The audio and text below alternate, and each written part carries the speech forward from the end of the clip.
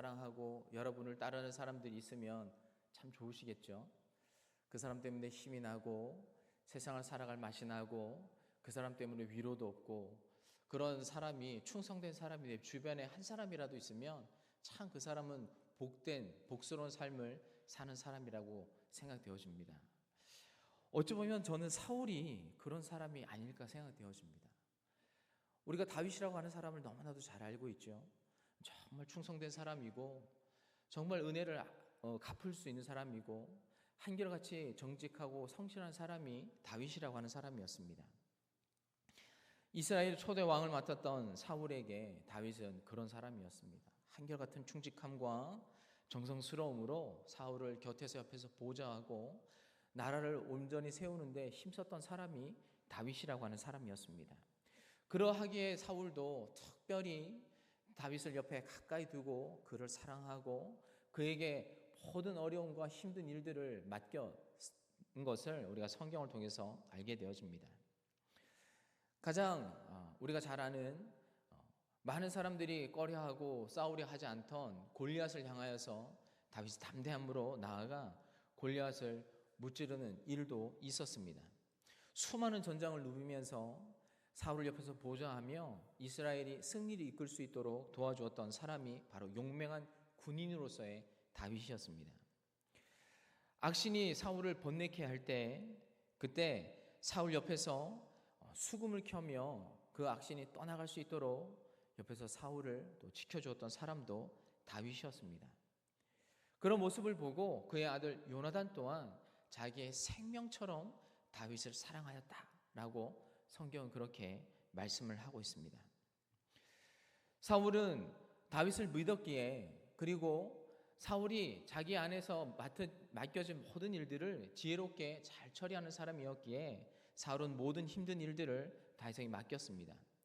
성경에 그렇게 표현되어 있는데 다윗이 어디로 가든지 지혜롭게 행동하였고, 또 사울이 나이가 어린 다윗에게 군대의 장을 맡겼을 때에도 아무도 그 주변에 있던 많은 용맹한 사람들이 다윗이 군대의 장이 되는 것을 반대하지 않고 그것은 당연한 일이다, 합당한 일이다 이렇게 여길 만큼 다윗은 많은 사람들에게도 신임을 얻는 사람이었습니다.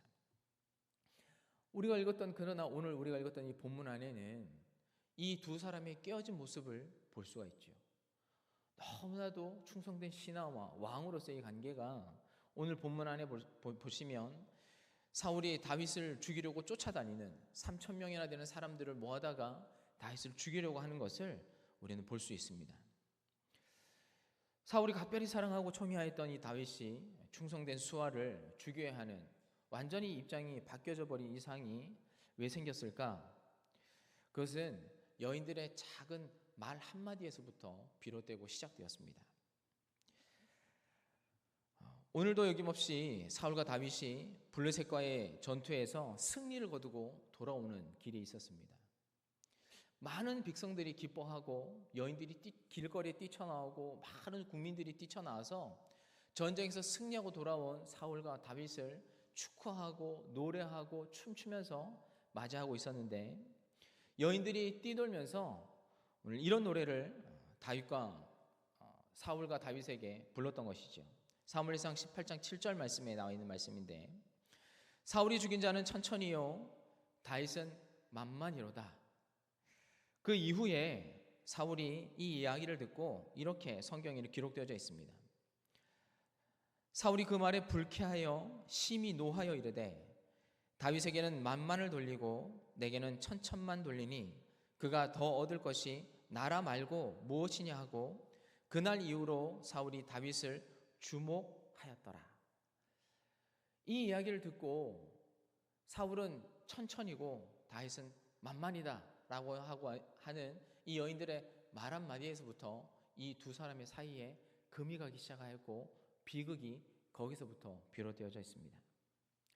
사울이 이 말에 왜 그렇게 예민하게 반응하였을까? 그 앞에 이런 일들이 있었습니다. 설명을 해드리면, 사울이 초대 왕이 되고 나서 블레셋과의 끊임없는 이 전쟁 속에 하나님께서 하지 말라고 했던 일들을 사울 왕이 2번 하나님 앞에 말씀을 지키지 않고 불순종하는 일이 발생을 하였습니다. 그때 사무엘 선지자가 그에게 사울에게 다가와서 이런 이야기를 하죠. 하나님께서 당신이 이스라엘 왕이 되지 못하게 하실 것입니다. 이 말을 사울 왕에게 던지고 돌아서는데 사울이 다급하게 사무엘의 겉 옷자락을 3개 붙잡습니다. 그때 이 옷이 뜯겨져 나가는데 그 뜯겨져 나가면서 사무엘이 사울에게 또 이런 얘기를 하죠. 이 옷이 뜯겨진 것처럼 하나님께서 당신의 이 조각을 떼어서 하나님께서 예비하신 더 좋고 더 선한 왕에게 이 옷자락과 이 나라를 맡길 것입니다. 여러분, 이 이야기를 듣고 사울이 그 다음부터는 어떻게 했을까요? 하나님께서 나를 버리셨다.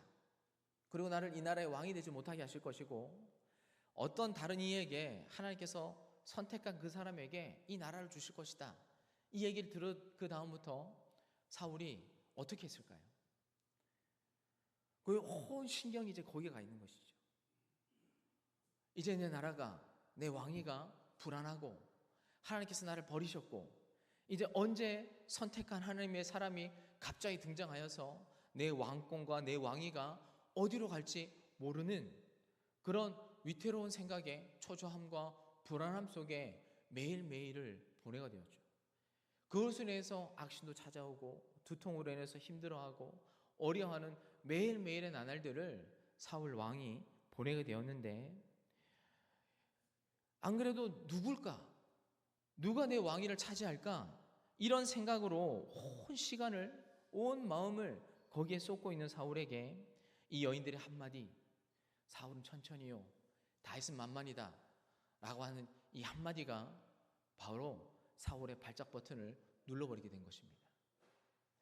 그 이후로 사울 마음 안에 다윗과 자신에 대한 끝없는 비교의식, 부정적인 비교의식이 그 마음이 계속 사울 안에 자라나기 시작하였습니다. 여러분, 이 비교의식이 또 다른 열매를 낳는 것이죠. 시기와 질투라고 하는 끊임없는 악한 영향력과 열매들을 계속 낳기 시작하였습니다. 여러분, 인간의 이 비교의식을 잘 보여주는 영화가 한 편이 있는데 아마데우스라고 하는 영화입니다. 한번 보셨을 수도 있을 것입니다. 좀 오래된 영화인데 모차르트와 그 당시에 서양 음악의 최고의 천재 모차르트와 그를 시기한 또 다른 천재 음악가 안토니오 살리에리라고 하는 이야기를 그린 작품입니다. 살리에리라고 하는 사람은 음악에 대한 재능도 있었고 열정도 누구보다 대단하였고 또 하나님을 향한 신앙도 대단한 사람이었습니다. 그리고 모든 사람에게 당대 최고의 음악가라고 하는 소리를 들었죠. 그런데 어느 날 정말 하늘에서 떨어진 것 같은 그런 천재 모차르트가 그 앞에 나타나게 됩니다. 살리에르는 마치 신의 사랑을 독차지한 듯 천재적인 음악을 작곡해내는 모차르트를 보면서 자기의 모습을 보며 점점점 더 절망에 빠지게 되어집니다. 누구보다 음악을 사랑하고 또 많은 노력을 하면서 모차르트의 재능을 이겨보려고 하지만 여러분 끝내 나는 그 사람의 재능에 도달할 수 없다라는 것을 절감을 하고 여러분 실망을 하게 되어지고 절규를 하게 되어집니다. 왜 하나님 저에게는 음악에 대한 열정만 주시고 음악에 대한 재능은 주시지 않았습니까? 라고 말하며 하나님에 대한 불평도 늘어놓기 시작하게 되어지죠.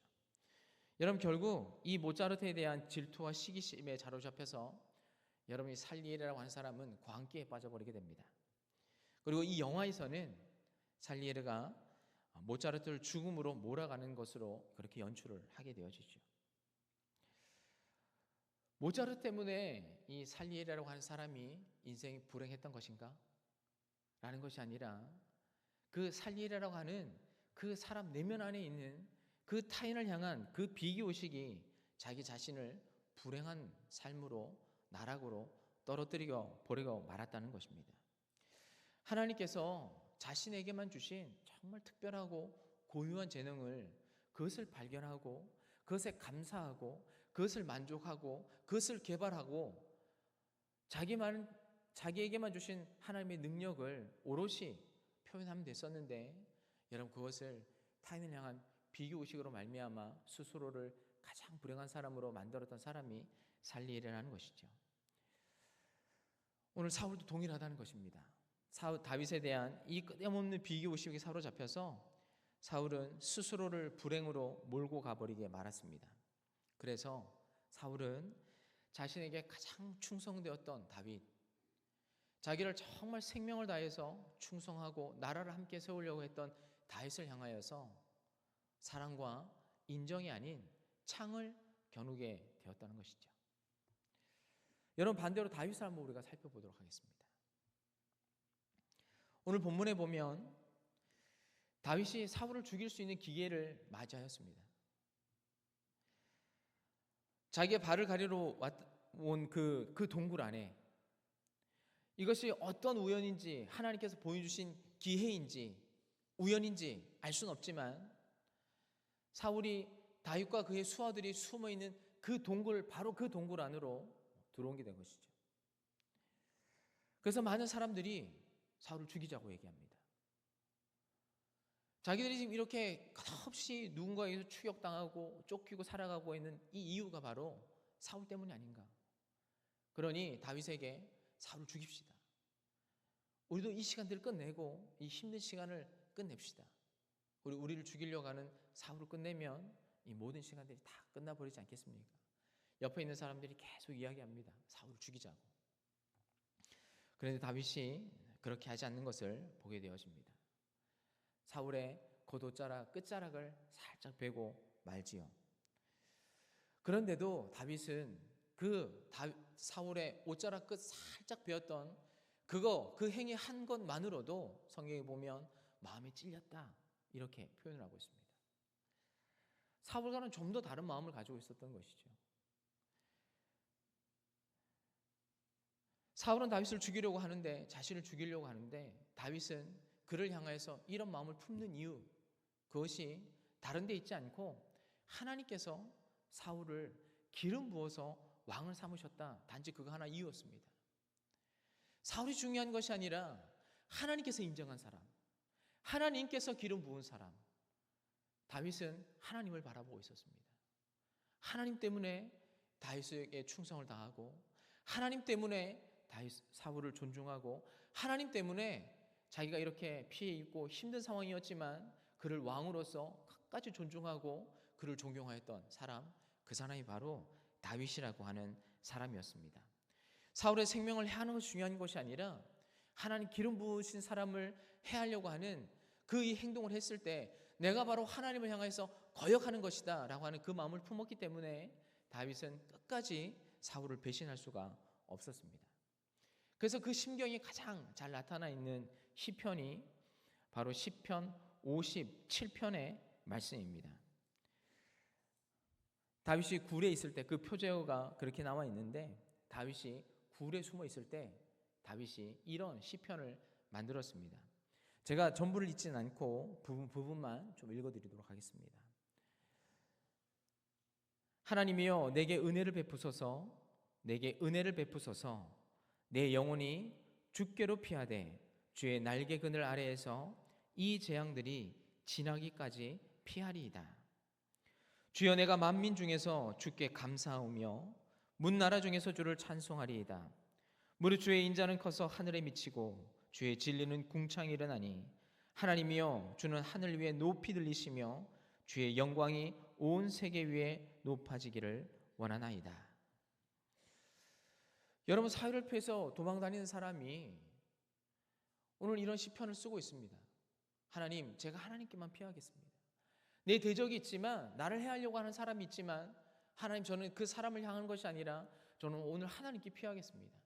나를 지켜보아 주시는 하나님이시고 나와 함께 하시는 하나님이시고 나는 오직 하나님께만 내 모든 삶과 생명을 맡기고 하나님께 피하겠습니다. 그리고 하나님 앞에 감사를 드리고 하나님 찬양을 받아주십시오. 하나님의 이름이 온 세계 위에 하나님만 높아지기를 원합니다. 이런 찬양을 도망다니면서 그 굴에서 다윗은 이런 찬양을 하나님께 올려드리고 있는 것이죠. 여러분, 바로 이런 다윗의 삶과 신앙적인 모습 때문에 하나님께서 그를 인정한다는 것입니다. 어려움과 아픔이 있지만, 괴로움이 있지만, 그것을 사람을 향한 분노와 사람을 향한 어떤 자기의 감정을 향해서 그 모든 것들을 표출하고 나타내는 것이 아니라 그 모든 것을 가지고 하나님 앞에 나가서 자기의 삶과 자기의 심경과 자기의 마음을 하나님 앞에 토로하고, 하나님, 이 상황을 하나님께서 해결해 주십시오. 원수를 갚는 것이 아니라 갚을 것이 있다면 하나님께서 갚아주시고, 오늘 자기의 상한 모든 상황과 마음들을 오늘 하나님께만 올려드리는 다윗의 모습을 우리는 볼 수 있습니다. 이런 책 한 권이 있는데요, 감사의 습관이 기적을 만든다 라고 하는 정상교 작가의 책이 있습니다. 그 작가는 이런 표현을 하더라고요. 비교라는 것도 중독이다 라고 이렇게 표현하시는데, 우리가 비교라고 하는 중독에서 어떻게 해방될 수 있느냐, 여러 가지가 있었는데 한 두 가지 정도 저는 공감하는 부분이 있어서 가져와 봤습니다. 그러니까 이런 얘기를 했습니다. 우리가 타인과의 비교라고 하는 중독에서 벗어날 수 있는 좋은 방법은, 첫 번째로 나는 지금 이대로도 유일무이하고 가치 있는 존재임을 알아차리는 것이 중요하다. 세상에 나 하나, 내가 가장 날아가는 존재 하나밖에 없다는 것을 우리가 믿어야 된다는 얘기죠. 두 번째로, 나보다 나은 사람과 상황에서 배울 점을 찾는 것이 중요하다. 내가 질투하는 사람, 내가 시기하는 사람을 향하여서 질투하고 시기할 것이 아니라 그 사람에게서 배울 것이 없는가? 저 사람이 탁월한 이유가 뭘까? 저 사람에게서 내가 무엇을 발견할 수 있을까? 여러분, 이런 마음을 가지고 내가 그 사람을 바라본다고 한다면 여러분, 비교할 일도 없고 질투할 일도 없고 시기할 일도 없다는 것이죠. 그래서 그 일들을 통하여서 내가 더 성숙하고 더 자라날 수 있다라고 이 작가는 그렇게 이야기를 합니다. 여러분, 성경도 이와 같은 얘기를 하시죠. 성경 우리를 향해서 우리가 어떤 존재라고 얘기합니까? 우리가 세상에 하나뿐인 존재라고 성경은 말씀하고 계시죠. 그래서 우리가 죄인이라는 것을 성경은 말씀하고 있지만, 성경은 거기서 그치지 않고 예수 그리스도의 보배로운 피로 우리를 죗값을 주고 산 하나님의 아들과 딸이다 라고 우리의 존재를 그렇게 정의합니다. 세상에 하나뿐인 존재이고 하나님 앞에서는 더없이 사랑스럽고 보배로운 존재라고 성경은 그렇게 우리를 향해서 말씀하고 계시죠. 내가 너희를 너무나도 사랑하기 때문에 내가 사랑하는 그 아들을 내가 너희를 주었다 라고 성경은 그렇게 이야기를 합니다. 성경도 동일하게 이야기하죠. 그래서 사랑하는 성도님들, 우리가 비교하기보다 여러분 각자가 하나님 앞에서 가장 소중한 존재라는 것들을 여러분 믿고 확신하시기 바랍니다. 제가 다른 교회에 있을 때 이런 사례가 하나 있었습니다. 과거에 사역했던 교회에 중고등부를 맡았던 시절에 있었던 한 여학생의 이야기인데, 어머니가 그 아이를 낳다가 돌아가셨습니다. 그래서 그 언니가 이 아이를 품고 아이를 이제 키우고 자기의 이름으로 이 아이를 호적에다 올리고, 그 아이는 자랄 때 이분이 자기 언니죠. 이 언니가 자기 엄마인 줄 알고 성장해 갔습니다. 그래서 언제까지 그 일을 숨길 수 없으니까 아이가 중고등부 시절이 되었을 때 그 이야기를 해 주었습니다. 이 사실을 다 얘기해 줬죠. 사실 엄마가 너를 낳다가 돌아가셨고 내가 너를 그렇게 키웠다고. 여러분, 이 이야기를 듣고 이 아이가 정말 끝없는 죄책감에 빠졌습니다. 엄마가 나를 낳고 죽었다. 나는 엄마를 죽인 아이다. 라고 하는 그 죄책감에 빠져서 정말 많은 시간 괴로워하고 힘들어했습니다. 그렇겠죠. 내가 태어났는데 엄마가 나 때문에 죽었으니까. 많은 시간들을 방황하고 힘들어하고 뭐 어떤 것 들어도 이게 이 상황들이 잘 잡히지 않는 많은 시간들을 힘겨워 괴로워하고 그 옆에 있는 모든 가족들이 다 힘들어했습니다. 어느 날 하나님께서 그 아이에게 찾아오셨습니다. 그 아이를 만나주셨죠.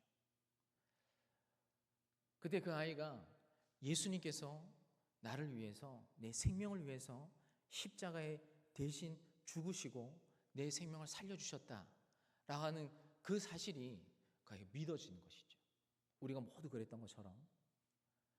근데 그 순간 엄마가 날아가는 생명을 낳다가 나를 위해 희생하신 것과 예수님의 그 사랑이 같이 매칭이 된 겁니다. 그때 이 아이가 회복이 됐습니다. 엄마가 나를 낳다가 자기의 고귀한 희생을, 그 생명을 나를 위해 희생해 주셨는데, 마치 예수님께서 나를 위해 돌아가셨던 것처럼 내가 죄책감에 빠져 있고 내 삶을 이렇게 불행하게 살아가고 내 인생을 망치는 이 삶을 내가 하면 안 되겠다.